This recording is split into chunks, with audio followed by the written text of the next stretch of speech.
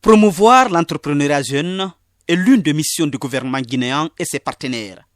Depuis plusieurs années, le programme des Nations Unies pour le développement PNUD et l'UNICEF sont à pied d'œuvre pour la réduction du chômage des jeunes d'ici à l'horizon 2030. En cette fin d'année 2018, ces institutions ont accompagné 5 jeunes entrepreneurs pour aller défendre leurs projets à Kigali au Rwanda au compte de Youth Connect. Une rencontre d'échange qui a mobilisé des entrepreneurs venus de plus de 50 pays d'Afrique, tous porteurs de projets. On ne parle que des jeunes qui ne croient pas en la Guinée, aux jeunes qui veulent partir illégalement en Europe au risque de mourir. Donc là, on a 5 jeunes qui pour nous sont des ambassadeurs, à savoir des jeunes qui ont envie de réussir en Guinée et qui ont déjà commencé à réussir en Guinée pour dire qu'il est possible d'être jeune en Guinée, de réussir, de s'investir. Donc ce sont aussi des modèles qu'on veut montrer aux jeunes pour qu'ils servent de repères et de références parce qu'il est important aussi de donner de l'espoir aux jeunes en Guinée. Donc voilà les 5 ambassadeurs que nous avons le plaisir d'accompagner à Kigali pour montrer qu'en Guinée, les jeunes ont envie de réussir chez eux, de rester et de pouvoir être autonomes. Notre but à nous, c'est de pouvoir mettre un visage humain sur ce qu'on veut arriver à faire en Guinée. Une stratégie qui est vraiment une stratégie pour l'emploi, une stratégie pour l'innovation, pour la jeunesse. Et je pense que ces jeunes champions, ces jeunes innovateurs reflètent exactement ce que doit être la Guinée de demain. La Guinée, c'est plus ou moins 12 millions d'habitants. 77% de sa population a moins de 35 ans. La population en âge de travailler en Guinée, c'est-à-dire celle qui est comprise entre 15 et 35 ans, c'est pas loin de 3,4 millions d'individus. 2,7 millions de ces individus ne doivent pas nourrir de faux espoirs. Ils ne vont pas sortir des écoles qui ne sont pas particulièrement bien formées pour trouver un travail d'employé à vie à la mode japonaise. Ces jeunes-là, ils vont devoir s'en sortir tout seuls. Ce qu'il y a dans l'assiette le soir, c'est eux qui l'auront mis le matin.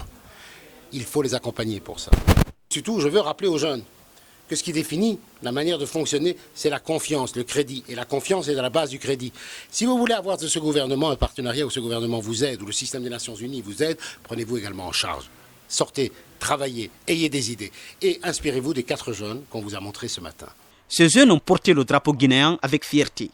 Du retour au bercail, devant les responsables des ministères de la jeunesse, de l'action sociale et ceux du PNUD, ces lauréats font la restitution de l'expérience vécue. Conakry peut être très bien comme Kigali, avec le courage et avec la participation des jeunes dans le développement, surtout l'entrepreneuriat jeune, parce que j'ai posé beaucoup de questions aux gens de Kigali. Maintenant, je les ai demandé comment ils ont réussi, surtout comment ils ont arrivé à enlever ces déchets plastiques. C'est un pays où on n'utilise plus maintenant les plastiques là-bas. Hein. Je n'ai pas vu quand je suis descendue, ma copine elle est venue vers moi, elle me dit Mariam, regarde ton business là ne va pas marcher ici. Et j'ai vu que c'était la réalité. J'aimerais aussi que la Guinée aussi soit comme ça, avec le courage. On ira dans 5 ans.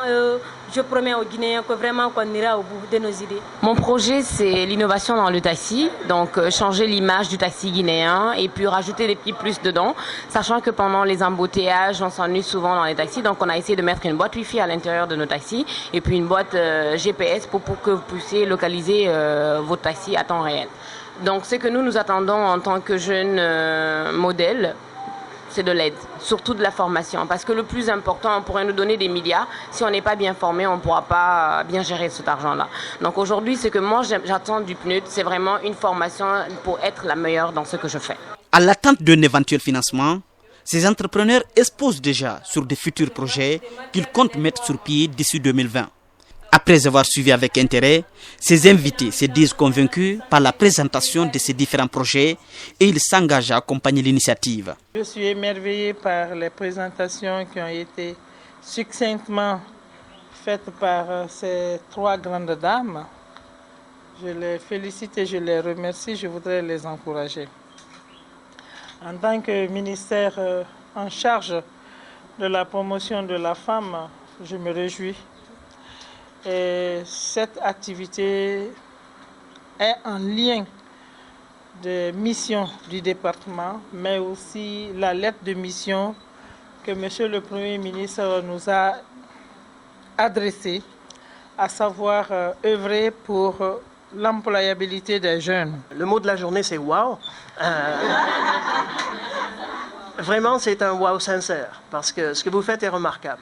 les présentations qui ont été faites de manière très professionnelle. Elles savent de quoi elles parlent, elles connaissent leur plan d'affaires sur le bout des doigts.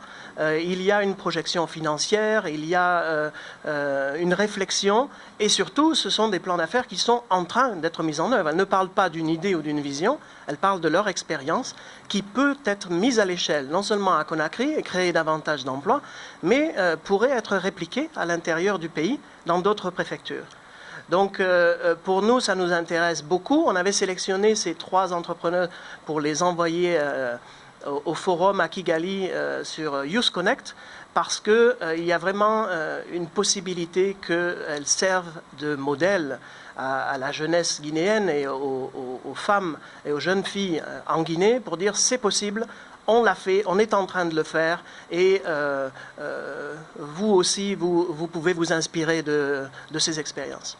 En Guinée, la jeunesse constitue plus de 75% de la population. L'autonomisation de cette couche reste aujourd'hui un défi. Avec le tandem gouvernement guinéen et programme des Nations Unies pour le développement, c'est un autre espoir qui naît dans l'accompagnement des initiatives juvéniles d'auto-emploi.